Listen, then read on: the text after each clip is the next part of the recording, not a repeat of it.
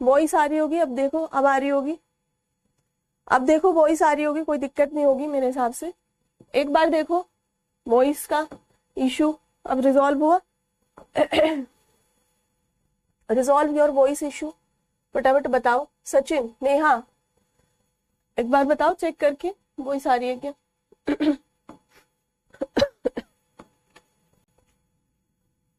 बताओ बताओ बताओ फटाफट से।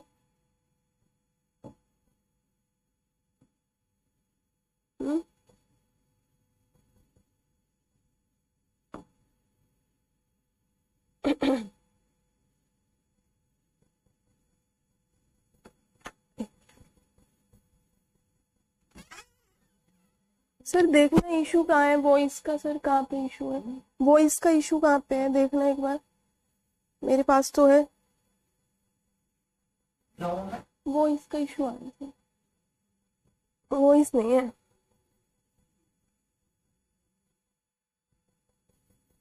वॉइस का देखो सर क्या चक्कर है। सही है अच्छा ठीक है, पहले चलिए चलिए, ठीक ठीक ठीक ठीक ठीक, बढ़िया।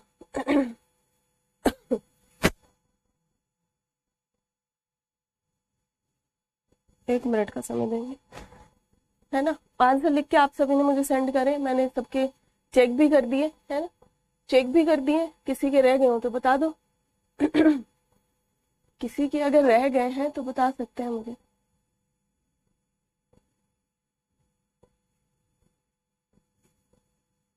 फाइल कहाँ गई।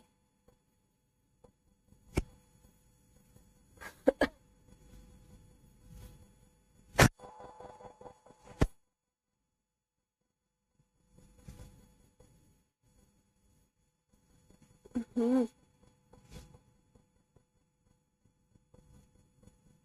हम्म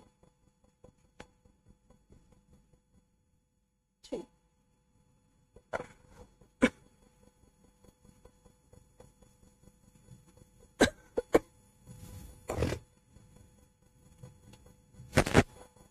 चलो।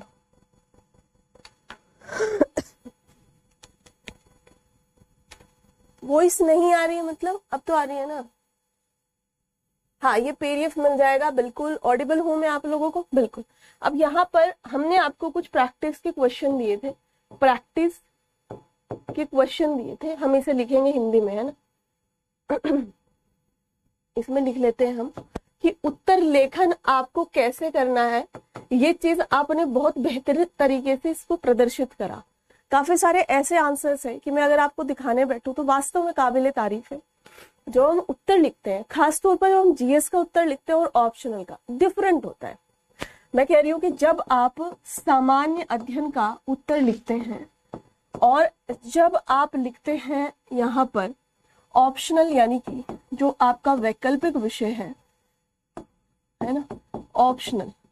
चलो हमारा तो ऑप्शनल ही अलग है ना, पर खास तौर पर जब आप इतिहास जनरल स्टडीज का पेपर लिखेंगे और इतिहास आप लिखेंगे इसका उत्तर, ठीक है, जिसका उत्तर चेक नहीं हुआ भाई वो दोबारा भेज दे मुझे, क्योंकि मैं अपनी जो मेरे पास डेट्स वाइज थे आंसर्स, मैं उनको चेक कर चुकी हूँ, मैंने सेंड भी कर दिए। जिसका नहीं हुआ मुझे ताजा तरीन तरीके से पिछले वाले को ही, आपके पास तो एक ही होगा, दो ही होंगे, तीन ही होंगे, मेरे पास एवरी डे कई सौ फाइल्स आ जाती हैं, है ना। ऑफिस की कुछ ऑफिशियल फाइल्स है, कुछ और कई तरीके की फाइल्स है, हो सकता है कहीं पर इधर उधर हो गया हो, तो आप भेज देंगे मुझे, ठीक है, आप भेज देना। जैसे ही आप लोग को मतलब मिलता है मैं उसे चेक कर दूंगी जैसे मुझे मिलेगा। तो जो आप सामान्य अध्ययन का लिखते हैं तो यहाँ पर आपको लिमिटेड होना पड़ता है, पहली बात लिमिटेड होना पड़ता है। लिमिटेड आपको यहाँ भी होना पड़ता है, परंतु यहाँ पर विस्तार का विकल्प होता है। क्या होता है, विस्तार का विकल्प होता है। यहाँ पर विस्तार का विकल्प होता तो है भाई, एक बार बता दो कि आपको आवाज आ रही है या नहीं आ रही है। ये बार बार, राजा आवाज आ रही है नहीं, प्लीज अगर आ रही है तो चीजों को बार बार एक ही कॉपी पेस्ट मत करो, it's really sound very irritating, right. अगर नहीं आ रही है तो बता देना, मैं I not see any comment during the class. बहुत अजीब लगता है बार बार कमेंट देखो, बातें करो उस पर। है ना। आदमी ना बीमार होने वाला चिड़चिड़ा सा हो जाता है ना, तो भाई थोड़ा सा, भाई आ रही है मुझे तो सब आ रही है ना। तो यहाँ पर विस्तार का विकल्प है आपके पास, पहली बात। दूसरी बात, यहाँ पर भी आपके पास जैसे आप परिचय देंगे, इंट्रोडक्शन देंगे, उसके बाद आप जो मेन बॉडी है आपके उसकी वो लिखेंगे, और फिर यहाँ पर कंक्लूजन लिखेंगे, है ना, कंक्लूजन लिखेंगे। अब इस कंक्लूजन में भले ही आपसे क्रिटिक करने को पूछा है, आपका इशारा एक आशावादिता की तरफ होगा, है ना, आशावादिता की तरफ होगा, यानी कि आप अपने आंसर को लेके ऑप्टिमिस्टिक अप्रोच अपनाओगे। ऑप्टिमिस्टिक अप्रोच का मतलब होता है, फॉर एग्जाम्पल ऐसा सवाल आया आपको कि क्रिटिसाइज करना है सरकारी नीतियों के बावजूद भी क्यों हमारी देश में एजुकेशन, गरीबी, बेरोजगारी टाइप बहुत सारी चीजें वो क्यों नहीं हो पा रही है ना, क्यों नहीं हो पा रही है। ओके, यहाँ पर देखेंगे कि इसमें ये क्यों नहीं हो पा रही, तो आपका जो आंसर होगा वो आंसर होगा कि भाई ठीक है, बहुत सारी स्कीम्स, बहुत सारी नीतियां चल रही हैं, उसके बावजूद भी अगर यहाँ पर दिक्कत है, आप आलोचना भी करें, कोई दिक्कत नहीं है, बट बाद में एक ऑप्टिमिस्टिक अप्रोच में कि बहुत जल्द या फिर पूरी मशीनरी, सरकारी तंत्र इस दिशा में कार्य कर रहा है और बहुत बड़े स्तर तक उनमें तरक्की भी करी है। आगे मान लिया हम एजुकेशन का ही हवाला दें, आजादी के समय हमारे यहाँ पर कितने प्रतिशत था, आज हमारे यहाँ पर 65+% एजुकेटेड लोग हैं। अगर आप मेल फीमेल एजुकेशन की भी बात करें तो वहां पर भी आप उसे बड़ा हुआ दिखा सकते हैं, इजाफा दिखा सकते हैं, और वो दिन दूर नहीं जब हम अपने लक्ष्यों को प्राप्त कर लेंगे और इस तरीके के अप्रोचेस को आप लिख सकते हैं। बट जब हम बात करते हैं यहाँ की, यहाँ पर आपने इंट्रोडक्शन दिया, ठीक है भाई, इंट्रो के बाद आप मेन बॉडी दे रहे हो, मेन बॉडी, और यहाँ पर जब आप कंक्लूजन पर पहुंचोगे, यानी कि जब आप निष्कर्ष पर पहुंचते हो, हिंदी साहित्य में बात करूं तो कंक्लूजन में आप ऐसा नहीं कि प्रेमचंद ने नहीं दिया, कोई बात नहीं, प्रेमचंद ने होरी को मार दिया, बट कोई बात नहीं, आगे इस पे काम होगा कि प्रेमचंद का होरी जो है अब मरे नहीं, है ना। तो आप इस तरीके की आशावादिता उसमें, है ना, वो डिपेंड करता है कि जो भी रचना का ध्येय है, जो भी किसी पर्टिकुलर रचना का उद्देश्य रहा, आप उसको नहीं मरने देंगे, उस मर्म को आप मरने नहीं देंगे, ठीक है। तो ये थोड़ा सा डिफरेंस होता है। यहाँ पर जो पैराग्राफ होते हैं वो लिमिटेड होते हैं, पैराग्राफ 2-3 पैराग्राफ में ही यहाँ पर आपका उत्तर सिमट जाता है। यहाँ पर हो सकता है आपको 8-10 पैराग्राफ भी लिखने पड़ जाए, ठीक है, पैराग्राफ की संख्या हो सकती है कम हो, मतलब वो लाइनें कम हो, परंतु पैराग्राफ की फॉर्म में जब आप आंसर लिखेंगे तो आपको यहाँ पर उत्तर ज्यादा लिखने पड़ेंगे। यहाँ पर कुछ ऐसे प्रश्न होते हैं कि जिनमें बिल्कुल भी पॉइंट की गुंजाइश नहीं होती, है ना, बिल्कुल भी पॉइंट की गुंजाइश नहीं होती, इनसे पॉइंट वाइज आप यहाँ पर लिख सकते हैं। यहाँ क्योंकि साहित्य है तो आपको भाषा की सृजनात्मकता का भी ध्यान रखना होगा, ठीक है। और जहां पर मान लिया सवाल में आपको पास समय ही नहीं है, मान लिया आपको बिल्कुल टाइम ही नहीं है, एकदम खत्म हो जा रहा है समय, तो ओके, आप पॉइंट में भी लिख सकते हैं। परंतु यहाँ पर जब जीएस होता है, जीएस में अगर पैरा में नहीं भी लिखा, आप क्रिस्टल क्लियर है किसी चीज के बारे में, तो आप पॉइंट की तरफ भी जा सकते हैं। तो थोड़े बहुत यहाँ पर इसमें ये हो सकते हैं, ठीक है। रवि कुमार मिश्रा, बच्चे प्रैक्टिस क्वेश्चन हमने लगभग 5 से 6 दिए थे, ठीक है। अगर आपने क्लासेस अभी से ज्वाइन करी है तो एक बार थोड़ा सा देख लेंगे पीछे, और अगर फिर भी नहीं दिख रहा तो मैं यहाँ पर दिखा देती हूँ आपको, है ना, कौन कौन से सवाल दिए थे और उनको बच्चों ने लिख के मुझे सबमिट कराया है। लगभग 150-200 कॉपीज में चेक कर चुकी हूँ पिछले 2 हफ्ते के अंदर, ठीक है। तो किसी के अभिषेक की 3 कॉपी मैंने परसों ही चेक करके रात को दी है ना, ऐसे। तो आप इसमें थोड़ा सा अपनी सहयोग को दिखाएं और इसमें आगे बढ़ते रहो। यहाँ पर देख लेंगे, पहला जो सवाल है, मेरे हिसाब से फोंट आपको समझ में आ रहा होगा, फोंट दिख रहा होगा, थोड़ा और बढ़ा लेते हैं। यहाँ पर पहला जो हमारा सवाल है, पहले सवाल को थोड़ा सा देखेंगे। कह रहा है कि गोदान न केवल ग्रामीण जीवन का, फोंट दिख रहा है आप लोगों को, फोंट दिख रहा होगा ना गोदान न केवल ग्रामीण जीवन का, जब आप किसी भी प्रश्न को पढ़ें, चाहे वो आपका प्रश्न हो जीएस का, चाहे प्रश्न हो ऑप्शनल का, जैसे ही प्रश्न को पढ़ा, प्रश्न को 2 से 3 बार पढ़े, ठीक है। पहली बार पढ़ रहे हैं अभी कि गोदान न केवल ग्रामीण जीवन का बल्कि समूचे भारतीय जीवन की समस्याओं की यत् किंचित संभावनाओं का आख्यान है। इस स्थापना को वस्तुनिष्ठ कीजिए। इस स्थापना को क्या करें? वस्तुनिष्ठ करें। और ये 2018 यूपीएससी मुख्य परीक्षा में आपसे पूछा गया सवाल है। पेपर 2 में पूछा होगा, ठीक है, पेपर 2 का सवाल है ये आपका, ठीक है। तो अब आपके सामने प्रश्न है, इसे दोबारा पढ़ें और फिर इसकी डिकोडिंग करें। इस प्रश्न को तोड़े मरोड़े, है ना, इस प्रश्न को क्या करें? तोड़े मरोड़े एक बार। कैसे तोड़ोगे? गोदान न केवल ग्रामीण जीवन का, दैट मीन्स कि ग्रामीण जीवन का तो है ही, न केवल इसका मतलब है कि ये तो है ही और भी कुछ है इसमें, है ना। न केवल ग्रामीण जीवन का, तो जैसे ही ग्रामीण जीवन हमारे सामने परिलक्षित हुआ गोदान का, तो एक स्टोरी आपके सामने चली होगी। होरी होगा, शोभा होगा, हीरा होगा, है, धनिया होगी, जुनिया होगी, सिलिया होगी, रूपा होगी, सोना होगा, गोबर होगा, सवाइन होंगी, नोहरी होगी, भोला होगा। ये सब कहानी चली, है ना, ऐसे दिमाग में फिट कर लिया आपने, एक कहानी चली। तो कह रहे ग्रामीण जीवन का क्या है? ग्रामीण जीवन में शोषण है किसानों का, विधवाओं की समस्याएं हैं, पढ़ा लिखा कोई है नहीं, बहुत शोषण होता है, कई स्तरों पर शोषण, आर्थिक रूप से शोषण, सामाजिक रूप से शोषण, पंचायत डांड लगा दे रही है, ठीक है। ये समझ समूचे भारतीय जीवन का, यानी कि समूचे भारतीय जीवन में यहाँ पर कौन कौन सी चीजें आ जाएंगी आप देखें। यानी कि हमारे पूरे भारत में, यानी कि यहाँ पर दोनों कथाओं का, इसका मतलब है आपको ग्रामीण और शहरी दोनों की दोनों। अब दोनों समस्याओं में यहाँ पर आप कौन सी चीजें देखते हैं? यहाँ पर आपके मेहता भी आएंगे, गोविंदी भी आएगी, अलग तरीके की समस्या है गोविंदी की, आप मालती की अलग तरीके की समस्या है, राय साहब का अलग दुख है।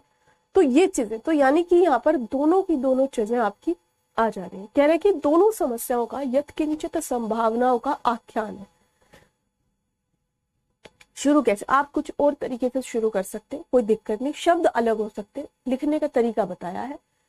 यहाँ पर आप देख सकते हैं कि प्रेमचंद का गोदान। अब जब भी आप उपन्यास लिखेंगे या कोई रचना लिखेंगे या किसी का नाम लिखेंगे, तो मैंने बताया हुआ है उसे ऐसा कोट में आप कोटेशन में ऐसा सिंगल कोट लगा के फिट कर देंगे, ठीक है। प्रेमचंद का गोदान भी हिंदी साहित्य में एक ऐसा युग भी काट देंगे, है ना। प्रेमचंद का गोदान हिंदी साहित्य में एक युग प्रवर्तक रचना है, युग प्रवर्तक, जिसने युग को जो है एक प्रकार से पूरे युग को दिखाया है। गोदान के पूर्ववर्ती, जब हम बात करते हैं पूर्ववर्ती की, तो गोदान के पूर्ववर्ती कौन सी रचनाएं लिखी जा रही है? जैसा हमने बताया था, तिलिस्मी तरीके की रचनाएं लिखी जा रही है, यथार्थ से बहुत दूर रहस्य वाली रचनाएं लिखी जा रही है। तो लिखा है कि गोदान के पूर्ववर्ती हिंदी कथा साहित्य और परवर्ती कथा साहित्य की विकास धाराओं के अध्ययन से पता चलता है कि गोदान आधुनिक हिंदी साहित्य में वस्तु और शिल्प, विचार और विवेचन, जीवन और वास्तविकता, यथार्थ और आदर्श तथा भाषा की दृष्टि से युग संधि स्थापित करने वाली महान कला सृष्टि अपने युग को ही केवल प्रतिबिंबित नहीं करती बल्कि भावी युग की भूमिका को भी प्रदान करती है। अब लिखने का तरीका आपका ये हो सकता है कि भाई गोदान अपने युग की एक ऐसी रचना है जिसने न केवल किसी एक दृष्टि पर जाकर, जिसने न केवल अपनी जो उससे पहले की जो रचनाएं चल रही थी, है ना, तिलिस्मी, जो एक ही पक्ष को दिखा रही थी, जो एक ही चीज को दर्शा रही थी, कोई जो है जादू को दिखा रहा है, कोई तिलिस्म को, कोई रहस्य को दिखा रहा है। इसमें गोदान ने क्या करा उसमें गोदान ने ये किया कि गोदान ने हर एक चीज दिखाई, और न केवल होरी की, उससे पहले किस तरीके, आगे आने वाले जीवन में किस तरीके की समस्या। गोबर का जीवन कौन सा सुलट गया? गोबर का भी जीवन नहीं सुलटा ना, सिलिया का भी जीवन, तो उससे अगली पीढ़ी के लोग थे, है ना। तो यानी कि भावी समस्याओं पर भी गोदान में प्रश्न चिन्ह लगाया गया है। यहाँ पर कह रहे हैं कि बल्कि भावी युग की भूमिका भी प्रदान, यानी कि एक प्रकार की पृष्ठभूमि भी यहाँ पर तैयार की जाती है इसी उपन्यास में। साहित्य के सामंती सरकारों, रीति रूढ़ियों, सामंती सरकारों में आपके आ जाएंगे जितने भी सामंत इस रचना में दिखाए गए हैं, राय साहब से लेकर के गांव के लेवल में जो रण देते हैं, जो दुनिया जहान के डांड लगा देते हैं, जो यहाँ पे रूढ़ियां हैं, रूढ़ियां जो प्रथाएं हैं कि दहेज देना है, लड़की का एकदम हाथ पीला कर देना है, नहीं दोगे तो मतलब नाक कट जाएगा, चाहे तुम अपनी लड़की को बेचना ही क्यों ना पड़ जाए, तुम्हारे लड़के ने जो विधवा शादी कर लिया है, भगा के ले आया, उसका डांड दो, पंचायत तुम्हारा हुक्का पानी गिरा देगी। ये सब चीजें जो है आपकी संस्कृत निष्ठ क्लिष्ट भाषा की कृत्रिमताओं यानी कि आर्टिफिशियलिटी के प्रति साहित्यिक विद्रोह का प्रतीक है। यानी कि जो एक कॉम्प्लेक्सिटी होनी चाहिए, जो एक जटिलता रखी गई हमारे समाज में, जिन जटिल समस्याओं का हम विवरण, आपकी भाषा इतनी अलंकृत ना भी हो तो भी चलेगा। आप सीधे कहने का आपका मतलब यह है कि जो रीति रिवाज, रूढ़ी और जो परंपराएं, उन सब का एक एक प्रकार से यहाँ पर विद्रोह का प्रतीक बन के आया है आपका गोदान। ठीक है, हमें नहीं करनी ऐसी परंपराएं, हमें नहीं, क्या बिक के दे दें हम। ठीक है, तो यहाँ पर भावी युग का मतलब होता है हर्षित आने वाला, फ्यूचर। ठीक है, नेक्स्ट आ जाता है उसमें सर्वप्रथम, यानी कि गोदान में सबसे पहले क्या दिखाया गया? गोदान में सबसे पहले जनजीवन की यथार्थ झांकी, अपनी तमाम दुर्बलता और सबलताओं, यानी कि दुर्बलता किसे कहा जाता है? दुर्बलता का अर्थ जो मतलब यू कैन से नेगेटिव और पॉजिटिव, या यू कैन से जो आसानी से सुलभ से प्राप्त हो जाए और जो बहुत ही कठिनाई से प्राप्त हो, दुर्लभ, है ना। तो अपनी कमी और अपनी अच्छी चीजों को, प्लस परंपरा और जातीयता को, संस्कृति और सामाजिकता को, इसके साथ साथ वर्ग भेदजन्य शोषण और अत्याचार तथा उनके विरुद्ध जीवन संघर्ष, सुख दुख, आघात प्रतिघात और उत्थान पतन, यानी कि उत्थान कहा जाता है उठने को और पतन कहा जाता है गिरने को। इन सब का आप इनमें से कुछ शब्दों को वहां पर प्रयोग कर सकते हैं। अगर करेंगे तो अच्छा इम्पैक्ट जाएगा एग्जामिनर के ऊपर। इन उत्थान पतनों के विविध रूपों में चित्रित हुई है, जिसकी मिसाल गोदान के पूर्ववर्ती कथा साहित्य में तो मिलती ही नहीं, परवर्ती कथा साहित्य में भी। परवर्ती कहा जाता है बाद का, है ना, बाद का, यानी कि गोदान के पश्चात, है ना, गोदान के बाद के साहित्य में भी वह झलक नहीं मिलती, इसीलिए तो महाकाव्यात्मक है। परवर्ती कथा साहित्य में भी इस यथार्थवादी परंपरा को और अधिक विकसित करने वाली प्रतिभा की खोज करना कठिन है, यानी कि इसीलिए अपने उस युग का महाकाव्य है। यानी कि कह रहे हैं कि उस समय का जो समाज है उसकी पूरी की पूरी पॉजिटिव पॉइंट, उसके नेगेटिव पॉइंट, उसकी परंपरा, उसकी जातीयता, उसके कल्चर, उसकी संस्कृति दिखाया जाता है ना। होली का पर्व दिखाया जा रहा है ना। गांव में अच्छी बुरी बातें दिखाई जा रही हैं, विधवा विवाह, दहेज प्रथा, शोषण, है ना, सामाजिकता, क्या सेलिया और वो साथ नहीं रह सकते क्योंकि एक ब्राह्मण है और एक दलित है। तो ये जो इसके अलग अलग अलग अलग रूप हैं, ये गोदान से पहले तो किसी में नहीं मिले और गोदान के बाद भी किसी रचना में गोदान क्या कुछ बच्चे कह रहे हैं कि काफी क्लिष्ट लग रहा है। आप भी लिखते लिखते ऐसी भाषा का प्रयोग करने लगेंगे। शब्दों का ये एक अलंकृत रूप है ना। अलंकृत रूप कोई नहीं कहता, आप एग्जाम में यूज करो, ठीक है। बट अगर मैं आपको मॉडल आंसर में थोड़े हल्के हल्के शब्द दिखाऊंगी तो कहीं ना कहीं आप भी फिर आगे उसी तरीके के शब्दों को लिखना जो है चाहेंगे। अगर आप इस तरीके, जैसे उत्थान है, पतन है, सुख दुख, आघात प्रतिघात, ये सारी चीजें आप लोग अगर यूज करना अपनी भाषा बोली में इसमें ले आएंगे तो बेनिफिट है, कोई दुखी होने की बात नहीं है, ठीक है। गोदान भारतीय ग्रामीण जीवन का यथार्थ चित्रण है, इस चीज से आप सभी सहमत होंगे। यानी कि क्या है, गोदान में भारतीय जीवन का जो एक ग्रामीण जीवन होना चाहिए उसका एक यथार्थ यानी सत्य चित्रण दिखाया गया है। इसका नायक होरी अवध के एक गांव का किसान है, किंतु वह केवल एक व्यक्ति नहीं, भारतीय किसान के जीवन का प्रतीक है।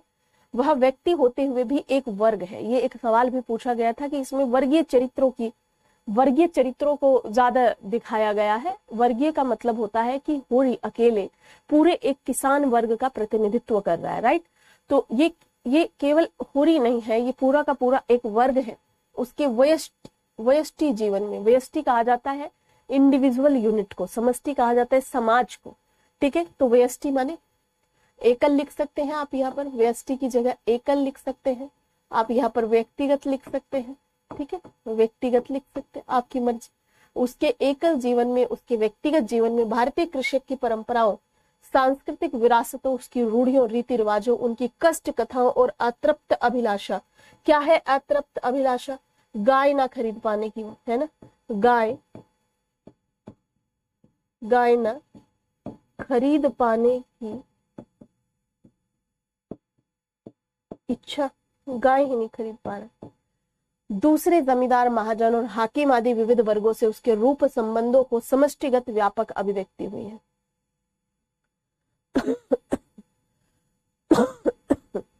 ठीक है।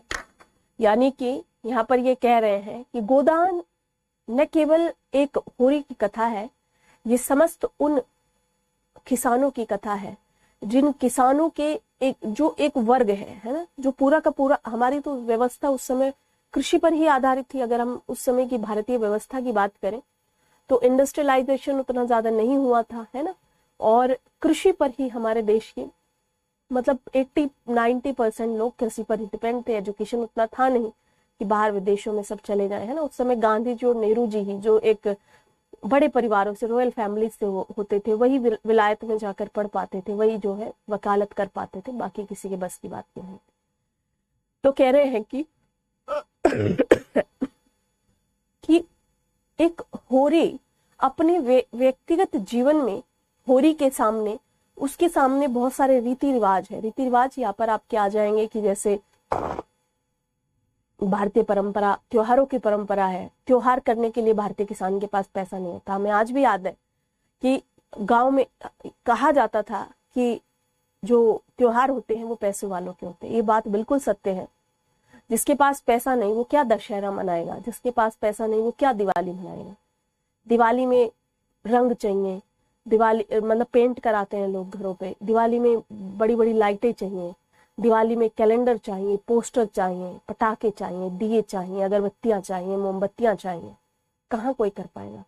होली में गुलाल चाहिए, रंग चाहिए, अबीर चाहिए, मिठाइयां चाहिए, कहाँ कोई गरीब आदमी कर पाएगा। दशहरा में आपने देखा होगा घरों में बड़ी बड़ी पूजाएं होती हैं, है ना, और उसमें जो है वो नवरात्रे होते हैं, नवरात्रों में तमाम तरीके के जागरण और ऐसी ऐसी व्यवस्थाएं, तो ये सब गरीब आदमी नहीं कर पाता। तो उसी वर्ग का प्रतिनिधित्व कर रहे हैं हमारे होरी जी। बेटा शहर से आता है तो कहता है कि पिताजी होली हम मनाएंगे, तो होली हम मनाएंगे का परिचायक ये है कि हमारे पास पैसा होना चाहिए। ठीक है, ये चुनौती है उस सामाजिक प्रथा को जिसे अभी तक बड़े लोग करते चले आ रहे हैं। तो यहाँ पर व्यष्टि जीवन में भारतीय कृषक की परंपरा और सांस्कृतिक विरासतें यानी कि जो हम पिछले उससे लिए चले आ रहे हैं, जो हमारे बाप दादा मनाते चले आ रहे हैं। आप देखोगे आज भी गांव में, आप देखेंगे आज के दिन तीज मन रही होंगी। हमारे वेस्टर्न उत्तर प्रदेश में सिंधारा देने की प्रथा है, आपने देखा होगा। हालांकि अब इन चीजों पे आगे रोक लग रही है। जो लोग शहरों वगैरह में रहते हैं कैश दे देते हैं वो अपनी बेटियों को। हमारे यहाँ प्रथाएं हैं कि 2-4 कनस्तर भर भर के मिठाइयों के, घेवर के, और कम से कम लड़की के लिए 5 जोड़ी सूट, ये तो मैंने बहुत कम बताया। उसके बच्चे, सास ससुर, खेल खिलौने, मेकअप का सामान, मतलब सिंधारे का मतलब है कि 10-12-15 हजार रुपया खलास है। तो ये क्या है, ये हमारी विरासत है, ये चले आ रहा है ना। तो हो सकता है कोई और रिलेट ना कर पाए। अंकुश, कंफ्यूजन है क्योंकि स्टोरी, बच्चे क्यों नहीं पढ़ा आपने, कब एडमिशन लिया अंकुश आपने, बच्चे कब हुआ आपने, गोदान नहीं पढ़ा, महाभोज चल रहा है अभी, एक बार थोड़ा सा गोदान को गो थ्रू हो जाइए। स्टोरी नहीं पता, बीच बीच में हम रिलेट करते जाएंगे। होरी जो है एक गरीब किसान है। होरी के 3 बच्चे हैं, गोबर, रूपा और सोना, और उसकी बीवी का नाम है धनिया। धनिया एक बेबाक किस्म की औरत है और होरी थोड़ा दब्बू किस्म का आदमी है। होरी पूरे के पूरे उत्तर भारत के किसानों का प्रतिनिधित्व कर रहा है, और धनिया जो है एकदम थानेदार से भी भिड़ जाती है, चंडी का अवतार ले लेती है। गोबर जो है आधुनिक पुरुष, जो नवयुवक होता है, उसका प्रतिनिधित्व करता है और अपने पिताजी को कहता है कि तुम क्यों इनके घर जाते हो, जमींदारों के, क्यों इनके तलवे चाटते रहते हो। तो होरी कहता है कि जब मेरी गर्दन इनके पैरों तले दबी हो तो उन पैरों को सहलाने में ही मजा आएगा। अगर उनको ऐसे काटेंगे चोटेंगे तो पैर दबाएगा, है ना, मर जाऊंगा। तो ये है होरी का बेटा जो है, होरी की एक इच्छा है, अपार इच्छा, कि मेरे घर में एक गाय हो बढ़िया। तो भोला नाम का एक किसान है, भोला नाम का एक दूध वाला है, और वो लेके एक दिन गाय जा रहा था। होरी के मन में इच्छा आती है कि ये गाय ले लूं मैं, है ना, एकदम कबरी टाइप की बढ़िया एकदम लग रही है, मेरे आ जाए तो क्या कहना। भोला की पत्नी नहीं है, भोला के 2-3 लड़के हैं, एक लड़की है जुनिया, विधवा हो गई है सांप्रदायिक दंगे में, मुंबई में उसका पति मारा है। भोला अकेला है, अकेला फील करता है खुद को। भोला सोचता है मेरा कहीं रिश्ता ठीक हो जाए। होरी उसके मन की बात जानती है। होरी कहता है कि भोला भाई, भोला हालांकि सोचता है पागल टाइप आदमी, इसके पास पैसा वैसा नहीं, कि इतने राय साहब जो है इसके सैकड़ा देने को तैयार थे, 100 रुपया मैं दिया नहीं। होरी कहता है भाई क्या बात है, तुम्हारी छाती है जो तुम मुट्ठी भर पैसा गिनाते हो, है ना, मैं तो मतलब सोच भी नहीं सकता। और धनिया बहुत बड़ाई करती है तुम्हारी, बहुत प्रशंसा करती है, कहती है मतलब क्या आदमी है, कभी नजर उठा के नहीं देखा है आज तक। बाप रे भाई, क्या चाहिए था उसको। कहता है बिना घरनी के घर नहीं। और मैं भी सोच रहा हूँ अरे अरे मेरे यहाँ पे एक है, एक औरत, सोच रहा हूँ तुम्हारा रिश्ता ठीक करा दूं। होली ने जो है दिमाग पकड़ लिया, पढ़ लिया, नस पकड़ ली, एकदम भावुक हो गया। बोला बोला कि वैसे भी घास वास नहीं। अरे अरे अरे, हमारे होते तुम्हारे गाँव में बच्चे घास नहीं खाएंगे, मैं अभी लेके आता हूँ। गोबर मतलब इसका बेटा और ये घास देने जाते हैं, वहाँ झुनिया सेटिंग हो जाती है गोबर की। झुनिया जो है अपना अकेली थी, वो अपने मन के दरवाजे को खोलती नहीं थी, है ना। तो गोबर से प्रेम हो जाता है, प्रेम आगे चल पड़ता है। झुनिया जो है प्रेग्नेंट हो जाती है, गोबर को पता चलता है। गोबर जो है डर के मारे उसे घर तो ले आता है, डर के मारे भाग जाता है शहर, और झुनिया को छोड़ जाता है घर कि कम से कम मेरे बच्चों को जन्म दो। झुनिया जो है बच्चों को जन्म देती है, गोबर तब तक शहर में कमाई करने लगता है। गोबर जो एकदम सेठ बन जाता है वहां पे, नहीं मतलब ब्याज पे पैसा देने लगता है। बताइए, गांव में आता है, होली का पर्व मनाता है? तब तक इधर डांड उंड लगा के पंचायत डांड लगा देती है इसके ऊपर। भोला कहता है मेरा ये भी दो, गाय भी दो मेरी। गाय मर जाती है, उसका भाई होरी का हीरा जो है उसको जहर दे देता है जलन के मारे कि मेरे क्यों नहीं है, मर जाती है। इधर जो है बैल ले जाता है खोल के, खेती भी नहीं होती है, बिल्कुल एकदम नाश टाइप। फिर आ जाता है ये गोबर, शहर से आ जाता है, होली मनाता है, खूब बड़ा त्योहार मनाता है बढ़िया, और उसमें मिमिक्री करता है बड़े बड़े सेठ लोगों की, है ना, जो ब्याज पे पैसा देते थे गाँव में।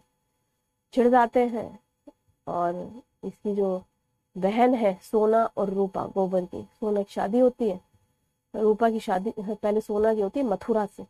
वो दहेज मांगता है, सोना कहती है बिना दहेज के करो शादी, सुंदर होती है, मथुरा को पसंद होती है। ऐसे कहानी चलती है, बताते रहेंगे, ठीक है। मीनिंग नहीं निकाल पा रहे, कोई बात नहीं, पहली बार में नहीं निकल पाता है, ठीक है। ये हो गया, ओके। चलिए आगे देखेंगे आप इसमें। देहात और किसान का जीवन और मरण का संबंध है, यानी कि देहात यानी कि गांव, है ना, और किसान। जैसे देहात के बिना, भाई गांव क्या होता है? गांव की अगर मैं आपसे डेफिनेशन पूछूं तो गांव की डेफिनेशन पता है किसी बच्चे को? जहां पर मेजोरिटी ऑफ पीपल, यानी कि where the majority of people are depend upon the agriculture and allied sector, that is a territory known as the village. जहां पर बहुसंख्यक लोग खेती और खेती से संबंधित कार्यों में संलग्न हो, उसे गांव कहा जाता है, देहात कहा जाता है, ठीक है। तो देहात और किसान दोनों एक दूसरे से अंतर संबंधित। देहात की कहानी किसान की कहानी, और किसान की कहानी देहात की कहानी है। इसलिए गोदान की अधिकाधिक कथा वस्तु, मतलब यहाँ पर वस्तु का वातावरण नागरिक नहीं है, देहाती है, यानी कि एक प्रकार की शहरी नहीं, देहाती कथा है। शहर की कथा को इसलिए इसमें जोड़ा गया है ताकि शोषण को दिखाया जा सके, दोनों को इंटररिलेट करके दिखाया गया है। इस प्रकार गोदान की कथा वस्तु भारत की 80% जनता के जीवन का प्रतिनिधित्व करती है।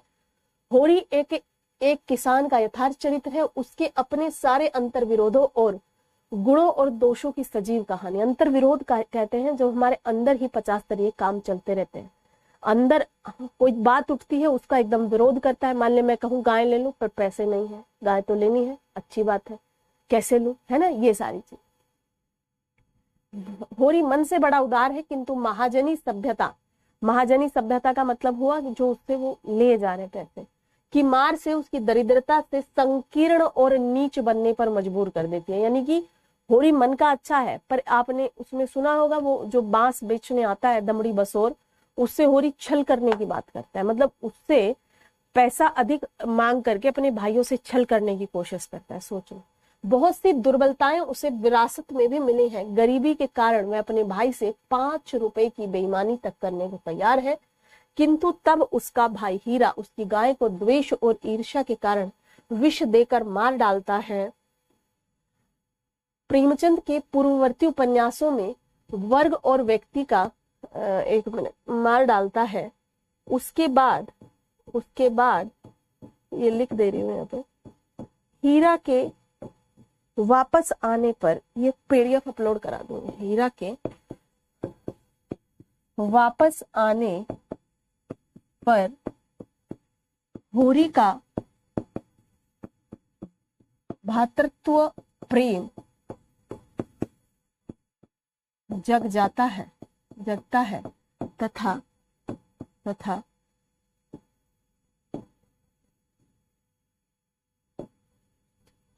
उसके पीछे भी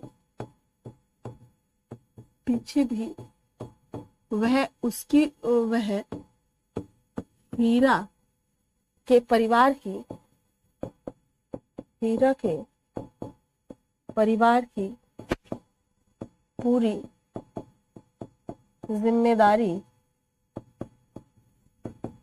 भी निभाता है।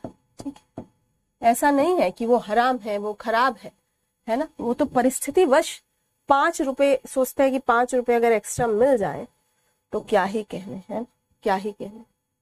ठीक है भाई, नेक्स्ट।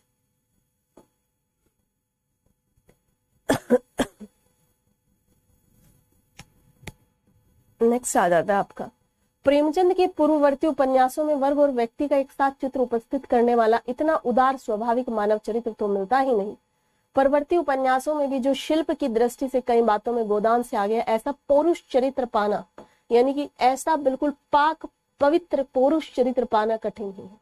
परवर्ती और पूर्ववर्ती दोनों में अंतर समझ रहे होंगे, पूर्ववर्ती पहले का और परवर्ती बाद का।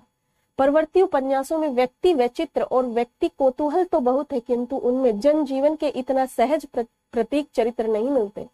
यथार्थवादी परंपरा का विकास परवर्ती उपन्यासों में होता, किंतु शिल्प प्रयोग की रीतिवादी मनोवृत्ति में परवर्ती उपन्यासों में पुंसवहीन सनकी और मरीज नायकों की सृष्टि ही अधिक हुई है। यहाँ पर आप देख सकते हैं जिस तरीके से जैनेन्द्र ने लिखे हैं उनके बाद में, तो यहाँ पर क्या है, यहाँ पर आत्म केंद्रित हो जाते हैं उपन्यास। क्या हो जाते हैं?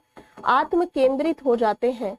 यहाँ पर शहर बहुत ज्यादा चल पड़ता है, तो इसलिए डिप्रेशन का शिकार हो जाते हैं हमारे नायक। वो जूझने की क्षमता नहीं रहती है, वो कार्य करने की क्षमता नहीं रहती है, शहर की चकाचौंध में अंधे हैं, अपनी समस्याओं से ग्रसित है। कह रहे कि कई आलोचनाओं को होरी के चरित्र में प्रेमचंद के व्यक्तित्व की छाया भी दिखाई देती है। यानी कि यहाँ पर आधे लोग ये कहते हैं कि होरी को प्रेमचंद ने अपना ही चरित्र दे दिया है। होरी भी बहुत ज्यादा ग्रामीण क्षेत्रों में रहे हैं। धनिया का चरित्र एक दृढ़ साहसी और कर्मठ ग्राम नारी का चरित्र है। परिवार की गाड़ी को वह अपनी व्यवहार कुशलता से आर्थिक शोषण और सामाजिक रूढ़ियों के दलदल में भी खींचती चलती रहती।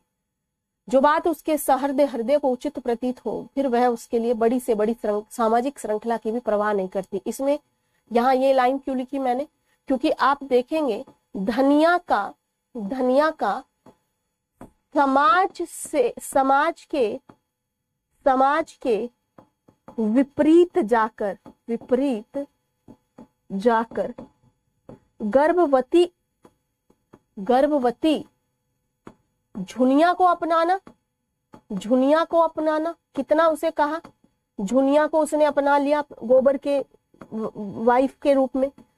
और न केवल जो आप कहोगे वो तो उसका स्वार्थ था, सिलिया को अपना लिया। जब सिलिया को मार पिटाई हुई खेत में, सिलिया को अपना लिया। यानी कि यहाँ पर जो उसे अच्छा लगता है, जो हृदय में बैठ जाए चीजें, वो क्या है, चाहे सामाजिक श्रृंखला कितनी भी विपरीत क्यों ना हो, सिलिया का अपनाना, ये चीजें यहाँ पर आप ऐड भी कर सकते हो और एग्जामिनर को पता है कि आप क्या कहना चाहते हैं। एग्जामिनर को ज्यादा सिखाने की हमें जरूरत नहीं। ठीक है,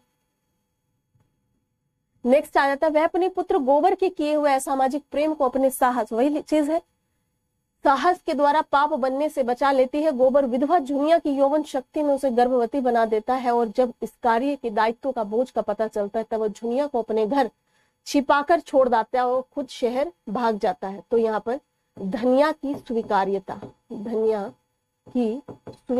को आप देख सकते हैं, है ना, स्वीकार कर लेती है उसको। प्रेमचंद चमत्कारवादी नहीं थे, यानी कि कोई ऐसा चमत्कार प्रेमचंद नहीं करते थे। ठीक है, उपन्यास के शिल्प कौशल के चक्कर में जीवन वस्तु की यथार्थता की, शिल्प कौशल का चक्कर, यानी कि यहाँ पर अगर आप देखें जो अन्य उपन्यासकार होते हैं, कई बार अपने उपन्यास को शिल्प कौशल के विकास करने में इतना वो कर देते हैं कि यथार्थ से बहुत दूर हो जाते हैं उपन्यास या कहानी या रचना, जो भी आप कहें, यथार्थ यानी सच्चाई से बहुत दूर हो जाते हैं। यथार्थता की विराट अनुभूति को ही कुष्ठित कर देते हैं, नए नए प्रयोग करते हैं। उनका शिल्प वस्तु को वहन करने वाला साधन था, साध्य नहीं था। यानी कि प्रेमचंद किसी भी चीज को थोपते नहीं है, थोपते नहीं है ना। बाकी लोगों को आप देखेंगे एक एक मैसेज को थोपना चाहेंगे, इम्पोज करना चाहेंगे। प्रेमचंद की वैसी कभी कोई दृष्टि नहीं रही है, इसलिए उनकी रचनाओं में कलात्मक चमत्कार खोजने वाले को निराशा होगी। कोई देखेगा एकदम चमत्कार टाइप का दिखा दे, होरी के 4 हाथ दिखा दे, एकदम होरी के कल तो खाने को भी नहीं था, अब होरी के मार एकदम धन धान्य भरा हुआ दिखा दे, तो एकदम जीवन के इतने समीप थे कि अपनी कला और जीवन में उन्होंने तादात्म्य कहते हैं जब आपस में एक संबंध स्थापित कर दे, तादात्म्य एक संबंध स्थापित करने को कहते हैं। इसलिए उनकी कहानी कहने का ढंग बड़ा स्वाभाविक था। उनका शिल्प सरल और सुबोध शिल्प है। गोदान में ही चरित्र शब्द चित्रों, वार्तालापों और स्वाभाविक परिस्थितियों की पृष्ठभूमि में उतरते हैं। वार्तालाप में ऐसी भाषा का प्रयोग करते हैं जिनमें लगता है यही जीवन की वाणी है। कोई बहुत ऐसी भाषा का प्रयोग आपने यहाँ पर नहीं देखा जिसको आपको लगे कि ये कैसी भाषा प्रयोग कर रहे हैं प्रेमचंद, एकदम सीधी सरल सब सज्जन। गोदान का गद्य प्रेमचंद को की हिंदी को अभूतपूर्व और ऐतिहासिक देन है। देहात के वातावरण का चित्रण करने में उनके शब्द ही सजीव हो उठते हैं। गोदान में अवध के गांव और तालुकेदार तथा किसानों का चित्रण है। गोदान साहित्य को मनोरंजकता के रंग महल से निकालकर जनता के जीवन के बीच में प्रतिष्ठित करने की कहानी है। यानी कि यहाँ पर अगर कोई ये देखे कि मुझे बहुत एंटरटेनिंग लगेगा, तो एंटरटेन की दुनिया से बाहर निकलकर एक रियलिज्म की स्टोरी के रूप में दिखाता है गोदान। गोदान भारतीय संस्कृति और लोक परंपरा को साथ लेकर चलने वाले भारतीय संस्कृति और लोक परंपरा, यानी कि जो लोकली फोक आप कह सकते हैं, रीजनल लेवल पर जैसे अवध में जो जो परंपराएं थी उन सबको साथ लेकर चलने की यहाँ पर कहानी है। और उस संघर्षरत जीवन की तपस्या का एक यथार्थ चित्र है। संस्कृति विरोधी शोषक वर्गों की महाजनी सभ्यता के काले कारनामों का इतिहास है। ठीक है, तो ये था आपका, इस तरीके से लिख सकते हैं। क्वेश्चन में शब्द बहुत हो गए हैं, है ना। आप इनमें से जितने शब्दों को याद रख सकें, जितनी लाइनों को याद रख सकें, आपके लिए उतना ही ज्यादा उचित है। ठीक है, दूसरा सवाल देख लेते हैं। दूसरा सवाल क्या है? गोदान भारतीय कृषक जीवन का ज्वलंत दस्तावेज है। इस कथन का 100 उदाहरण समीक्षा करनी है। 2020 में सवाल पूछा गया है सिविल सर्विसेज में। बहुत ज्यादा टफ लगा आप लोगों को? बताएंगे। बहुत ज्यादा टफ लगा? मुस्कान, नेहा और बच्चे? गाली है मुझे लगता है। कुल्टा क्या है? उल्टा होता है एक तरीके से, अच्छी औरत के लिए शब्द यूज नहीं किया जाता, तो कुल्टा मतलब अच्छी औरत नहीं। ठीक है, गाली टाइप। बताएं यहाँ पर मुझे किस किस को दिक्कत लगा।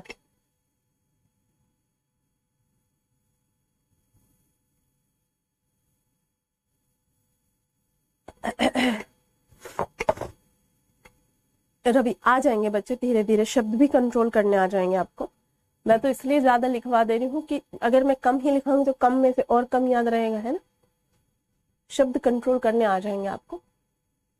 और वैसे भी आप ऑप्शनल का लिख रहे हैं तो वहां पे विस्तार हो सकता है। ठीक है, दिक्कत किस किस को लगी?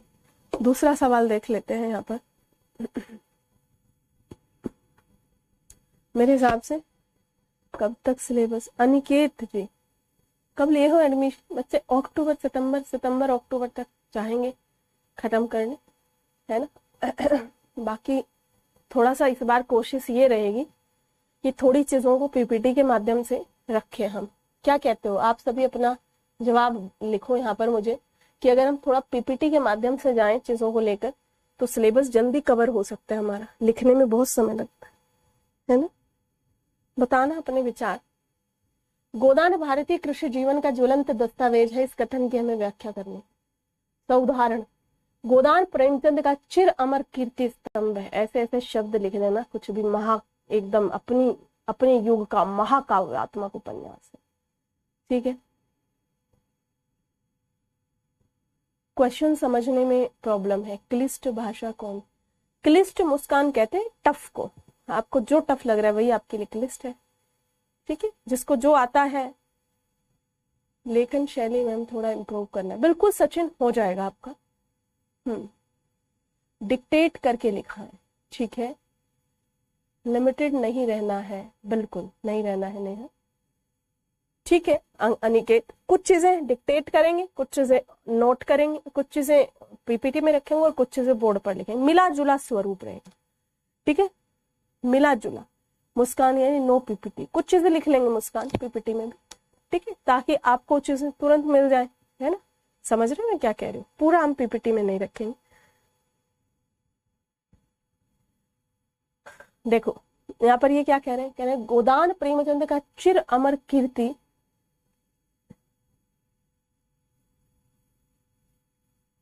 ठीक है, ठीक है अंकुर, कीर्ति स्तंभ है, यह उनका अहतम महानतम कृति लिख लेना इसमें, यह है उनकी महानतम रचना है, कृति। गोदान में प्रेमचंद का संपूर्ण जीवन अनुभव सिमट कर केंद्रीभूत हो गया। हमने ये चीज पढ़ी है कि उन्होंने इसमें चाहे निर्मला का हो, चाहे गबन का हो, चाहे जो है सदगति का हो, हर एक जितनी भी रचनाएं उनकी हैं उन सबको निचोड़ करके यहाँ पर लिख लिया है ना। प्रेमचंद ने अपने जीवन के अंतिम पड़ाव में ख्यातिपूर्ण ग्रंथ की रचना की। प्रेमचंद ने 1934 में गोदान लिखना प्रारंभ किया, 36 में इसका लेखन पूरा हुआ। 2 वर्षों तक एक ही सृजनात्मक मानसिकता में किसी लेखक का रहना भी असंभव लगता है, लेकिन प्रेमचंद किसानों की त्रासदी से इतने त्रस्त थे कि गोदान में उनकी समस्या को उठाया और उनके समाधानों को ढूंढने की भी कोशिश करी, ठीक है। और जो आरोप गोदान के लिए लगता है या प्रेमचंद पर लगता है कि समस्याएं बताते हैं, समाधान नहीं दिखाते, वो भी हमने अपनी लेक्चर्स के द्वारा किया है कि समस्याओं के साथ साथ में समाधान को भी गोदान में दिखाया गया है। यूं तो प्रेमचंद किसानों के जीवन के अलग अलग पहलुओं पर उपन्यास लिख चुके, जैसे कि आप देखोगे प्रेमाश्रम जिसमें बेदखली दिखाई गई है, आप देखोगे कर्म भूमि जिसमें बढ़ते हुए आर्थिक संकट और किसानों की लगानबंदी की लड़ाई। लेकिन गोदान लिखकर उन्होंने किसानों की संपूर्ण समस्याओं को मानो इसमें समाहित कर दिया हो। डॉक्टर रामविलास शर्मा अपनी पुस्तक प्रेमचंद और उनका युग इसमें लिखते हैं कि गोदान में किसानों के शोषण का रूप ही दूसरा है। यहाँ सीधे सीधे राय साहब के कारिंदे होरी का घर लूटने नहीं जाते, लेकिन उनका घर लुट जरूर जाता है, ये आया है उसमें। यहाँ अंग्रेजी राज के कचहरी कानून सीधे सीधे उसकी जमीन छीनने नहीं पहुंचते, लेकिन जमीन छीन जरूर जाती है। होरी के विरोधी बड़े सतर्क है, ऐसा काम करने में झिझकते हैं जिसमें होरी 10-5 को इकट्ठा करके उसका मुकाबला करने का प्रचार हो जाएगा। उनके चंगुल में फंसकर तिल तिल कर मरता है, लेकिन समझ नहीं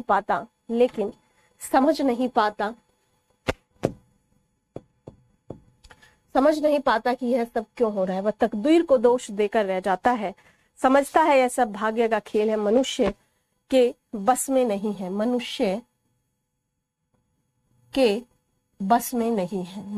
के बस में नहीं है, ठीक है। इस प्रसंग से यह स्पष्ट हो जाता है कि कैसे सामंतवादी और पूंजीवादी कुव्यवस्था दीमक की तरह किसान को अंदर से खोखला कर देती है और उसे पता भी नहीं चलता, अंत में ढहकर गिर ही जाता है। यहाँ पर आप देख सकते हैं गोदान का होरी भारतीय किसान का प्रतिनिधित्व करता है। होरी उन तमाम गरीब किसानों की विशेषताएं लिए हुए है जो जमींदारों और महाजनों को धीमे धीमे लेकिन बिना रुके व चलने वाली चक्की में पिसा करते हैं। रामविलास शर्मा संदर्भ में कहते हैं कि गोदान की गति धीमी है, होरी के जीवन की गति की तरह। यहाँ सैलाब का वेग नहीं है, लहरों के थपेड़े नहीं, यहाँ ऊपर से शांत दिखने वाली नदी भंवरे हैं जो भीतर ही भीतर मनुष्य को डुबाकर तलहटी से लगा देते हैं। दूसरों को वह तभी दिखाई देता है जब उसकी लाश ऊपर आने लगती है। होरी के रूप में किसान की दारुण दशा का वर्णन प्रेमचंद के साहित्य में अन्यत्र माने कहीं नहीं, है ना, अन्यत्र अन्य जगह कहीं नहीं मिलता। गोदान में सामाजिक आर्थिक शोषण की कई लेयर से परतें हैं। गोदान उस पूरे तंत्र की वृहद आलोचना प्रस्तुत करता है। दरअसल प्रेमचंद राष्ट्रीय स्वाधीनता आंदोलन को समाज के वंचित तबकों, किसान, महिला, दलित, मजदूर आदि के हित की दृष्टि से देखते थे। उनकी स्पष्ट समझ थी कि जब तक इन वंचित तबकों का शोषण खत्म कर इन राष्ट्रीय स्वाधीनता की लड़ाई में शामिल नहीं किया जाएगा, तब तक मुकम्मल आजादी पाना और बेहतर राष्ट्र बनाना संभव। राइटिंग अच्छी होना जरूरी है जिससे मतलब मुस्कान भाई पूरा पूछा करो यार, मैं अंतर्यामी नहीं हूं, मुझे क्या पता क्या बोल है जिससे आगे 4-5 क्वेश्चन मार्क, क्या समझ आएगा इसमें। राइटिंग अच्छी रवि कुमार ऐसी होनी चाहिए जो पढ़ने में समझ आ जाए, ठीक है, ज्यादा कोई दिक्कत नहीं है। नेक्स्ट आ जाता है आपका, कह रहे कि गांधी स्वाधीनता आंदोलन को गांव और कमजोर तबकों तक ले गए और प्रेमचंद ने ये काम रचनात्मक स्तर पर ज्यादा बारीकी और संवेदनशीलता के साथ किया। गोदान के होरी का जीवन इतना दयनीय है कि चाहकर भी कुछ नहीं कर सकता, उसकी अनुकूल परिस्थितियां भी प्रतिकूल हो गई हैं। धनिया से कहता है जब दूसरों के पांव तले अपनी गर्दन दबी हो तो उन पांव को सहलाने में ही कुशल है।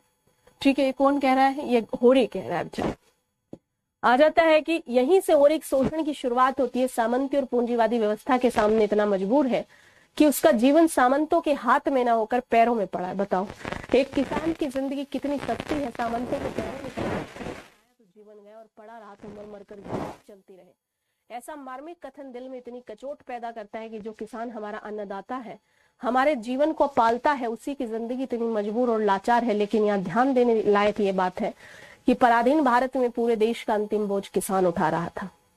जमींदार और महाजन उसका शोषण अवश्य करते थे लेकिन उसे जिलाए रखते थे। ये चीज मैंने कई बार आपको कही है कि उसे जिलाए रखते थे, यानी कि उसे जिंदा रहने देते थे, क्योंकि अगर ये मर गए किसान तो शोषण किसका होगा फिर।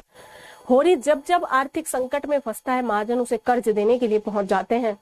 कर्ज में डूब जाने पर भी होरी आत्महत्या के बारे में नहीं सोचता, क्योंकि आत्महत्या भारतीय किसान और लोक जीवन की प्रवृत्ति नहीं रहा है।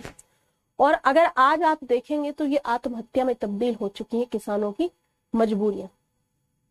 ठीक है मैम, क्या कृषि का कोई अन्य एग्जाम्पल डाल सकते हैं? मतलब मुस्कान, अच्छा अंकुश, हाँ बिल्कुल डाल सकते हो, है ना। जैसे मैंने यहाँ पर कहा कि गोदान के अनुसार ये लोक जीवन की प्रवृत्ति नहीं रही है, परंतु आधुनिक किसान इसमें भी आगे बढ़ गया। नहीं, आत्महत्या कितने केस में। सामंतवाद में व्यक्ति जातिगत भेदभाव, बेगार, बेदखली आदि के रूप में सामाजिक और आर्थिक शोषण में जरूर फंसा रहता है, लेकिन उसके जीवन में उल्लास के तत्व बचे रहते हैं जो जीवन में उसका विश्वास खत्म नहीं होने देते। प्रेमचंद की संपूर्ण कला चेतना भारतीय किसान की जीवन पद्धति से प्रभावित होकर और निर्धारित हुई है। प्रेमचंद किसानों को ही समाज के मुख्य केंद्र में नहीं रखते। प्रेमचंद मानते हैं कि किसान की स्थिति हमारे समाज की आर्थिक स्थिति निर्धारित करती है। ये क्यों कहते हैं प्रेमचंद उस समय? क्योंकि देश की मुख्यतः कृषि ही आर्थिक जीवन का आधार हुआ करती थी उस समय। ठीक है, आर्थिक जीवन का आधार थी उस समय, अब नहीं है। अभी भी बेरोजगारी इतनी ज्यादा है कि लोग लगे हुए हैं बस कृषि में, मिल कुछ नहीं रहा उधर से।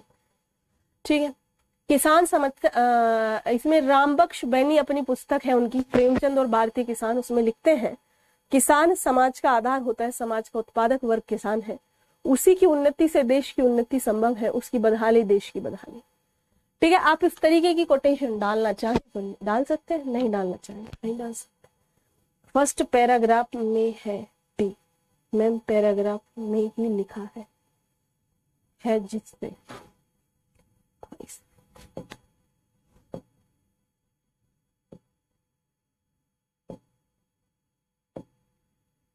कहाँ लिखा है?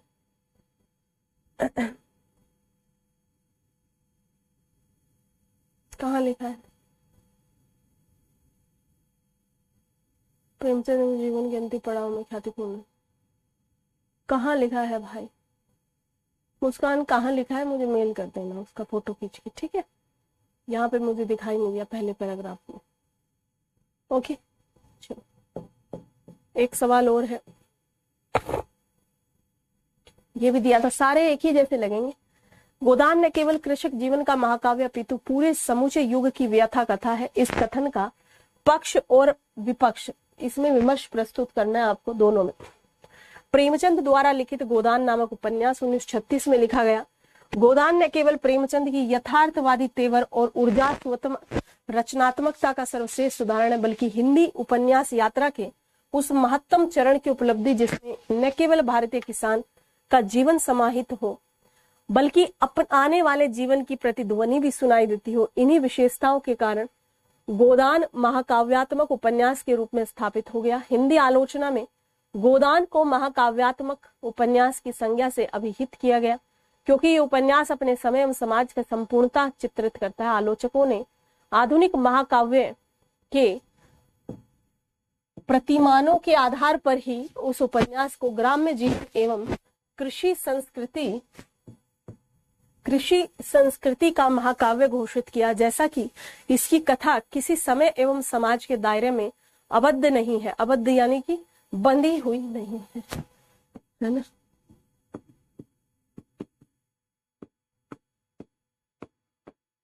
यानी कि कोई लिमिट नहीं है इसकी, है ना। इसमें समाज के सभी वर्गों एवं पात्रों का उनकी चारित्रिक विशेषताओं के वर्गगत रूप में चित्रण हुआ। उसमें अपने समय समाज की सारी समस्याओं का चित्रण हुआ है। इसमें अनेक उपकथाओं के माध्यम से समाज के सभी कथाओं को समेटने का प्रयत्न किया है। आलोचकों का मानना है कि अपनी इन्हीं प्रतिमानों के आधार पर गोदान न केवल ग्राम्य जीवन एवं कृषि संस्कृति की कथा कहता है, जीवन की कहानी भी कहता है। इसे हम निम्न रूप में प्रमाणित कर सकते हैं। जैसे 1936 के भारत का चित्रण हुआ, एक तरफ गांव एक तरफ शहर। गांव एक और टूट रहा, शहर आबाद हो रहा है। इसमें दिखाया कि शहरों में बढ़ते पूंजीवाद प्रभाव ने एक और ग्रामीण अभिजात्य वर्ग यानी कि जो बड़े वर्ग होते हैं जैसे पंडित जी पर प्रभाव डाला है, तो दूसरी ओर ग्रामीण तंत्र के कृषक एवं मजदूरों के लिए भी शोषण के नए नए चरण लेकर पैदा हुआ है। जहां तक ग्रामीण एवं शहरी कथा के अनुपात का प्रश्न है, 1936 के भारत में उसका अनुपात उतना ही था जितना आटे में नमक, यानी कि गांव में जनता ज्यादा थी, गांव में ज्यादा जनसंख्या थी, ज्यादा। अब आप देखो ना, पूरे शहर में गोबर ही केवल गया, शहर में कम, है ना। उसी अनुपात का चित्रण यहाँ पर हुआ है। चरित्र के स्तर पर देखा जाए तो इसमें समाज के सभी वर्गों के चरित्रों को स्थान दिया, चाहे वो गांव के या शहर के। ग्रामीण पात्रों में होरी है, धनिया है, गोबर है, हीरा है, ये कृषक वर्ग है। झिंगुरी, मगरू साहब, दुलारी, सहुआइन ग्रामीण साहूकार वर्ग है। राय साहब जमींदार वर्ग के प्रतिनिधि है। दाता दीन धार्मिक वर्ग का, दाता ठीक है, दाता दीन और माता दीन दो ब्राह्मण है ना। दाता दीन और माता दीन कौन है? ब्राह्मण है। इसी प्रकार शहरी कथा में देखें, मिस्टर खन्ना पूंजीपत वर्ग है, प्रतिनिधि है। तो तनखा दलाल वर्ग के, ओमकार नाथ पत्रकार, मेहता बुद्धिजीवी। और इसी प्रकार तत्कालीन समाज की सभी समस्याओं का चित्रण हुआ है, चाहे ग्रामीण समाज की है या शहरी समाज की। ग्रामीण जीवन में व्याप्त गरीबी, दहेज, ऋण, अस्पृश्यता एवं विधवा इत्यादि की समस्याओं का चित्रण किया गया है। शहरी कथा के माध्यम से महाजनी प्रभाव, वर्ग का शोषण एवं मजदूरों द्वारा हड़ताल की समस्या इत्यादि का चित्रण किया गया है। ठीक है। इसी प्रकार गोदान में हम देख सकते हैं कि मुख्य या आधिकारिक कथा के साथ साथ अनेक उपकथाओं का भी वर्णन, उपकथाओं यानी कि जो पैरेलल चल रही है, संपूर्ण समाज को वर्णित किया जा सके। जैसे सिलिया की कथा उपकथा है। दलित समस्या को उठाया गया सिलिया के द्वारा, है ना। दलित समस्या का किस तरीके से दलितों का चित्र वो है। झुनिया कथा के माध्यम से मध्य वर्ग की सार्थकता, विचार एवं कार्यों का वर्णन। साथ ही साथ झुनिया के माध्यम से जो विधवा समस्याएं हैं, विधवा, पुनर्विवाह, है ना, बिना विवाही माँ, ऐसी बातें। कुछ आलोचकों ने इस पर आक्षेप किया है, यानी कि आक्षेप का मतलब है कि प्रश्न चिन्ह लगाया है, एक तरीके से प्रश्न चिन्ह लगाया है कि प्रेमचंद ने तत्कालिक समाज, है ना, उस समय के समाज, तत्कालीन समाज को बोला जाता है उस समय का समाज, जो समय उस समय चल रहा है। तत्कालीन समाज की सभी महत्वपूर्ण घटनाओं का चित्रण, समाज में चल रहे राष्ट्रीय आंदोलनों का जिक्र नहीं किया है। कुछ लोग ऐसे बोलते हैं कि भाई आजादी तो दिखाई नहीं आ रही उन्होंने। इस आक्षेप के उत्तर में यह कहा जा सकता है कि प्रेमचंद ने राष्ट्रीय आंदोलनों का जिक्र किया है, किंतु वे जानते थे कि तत्कालीन राष्ट्रीय आंदोलन का चरित्र अभिजात्य वर्ग था। अभिजात्य वर्ग यानी कि जिसके पेट भरे हुए थे भाई, उसे फुर्सत थी आजादी के मुंह करने, है ना। बड़े जमींदार वर्ग, जैसे कहा है ना कि वो तो राय साहब और वो सब जेल जाके आए हैं, ऐसा कहा तो गया है, जेल जाकर आए हैं। ये कौन लोग हैं? ये वो लोग हैं जिनके पास रिसोर्स है, संसाधन है ना, संसाधन है। और जिनके पास रोटी नहीं, वो कहाँ तुम्हारी आजादी में भाग लेंगे। उसी का जिक्र करते थे राय साहब, खन्ना इत्यादि। कुल मिलाकर कहा जा सकता है कि गोदान न केवल कृषि एवं ग्राम्य जीवन का महाकाव्य बल्कि अपने युग का एक महाकाव्य है। यहाँ पर बच्चे एक व्याख्या है, इस व्याख्या को थोड़ा देखना, पढ़ लेना इस व्याख्या को।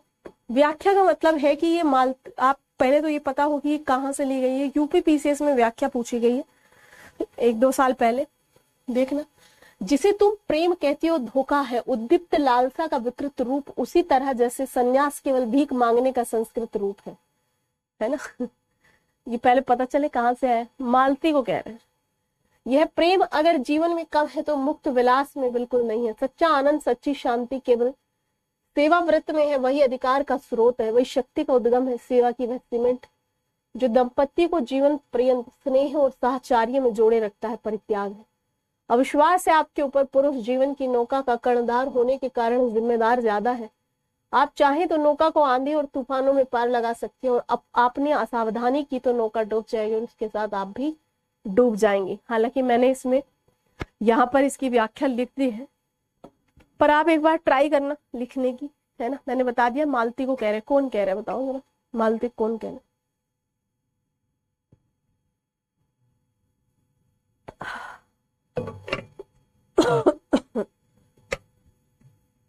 बताओ कौन कह रहा है मालती को, थोड़ा बताओ, बताना थोड़ा सा। मालती को कौन कह रहा है ये सब, बताओ एक बार, बताना। मैंने इसकी व्याख्या लिख दी है, ये डाउनलोड हो जाए ना तो आप देख लेना इसको डाउनलोड करके थोड़ा सा। क्या डेटा है यार।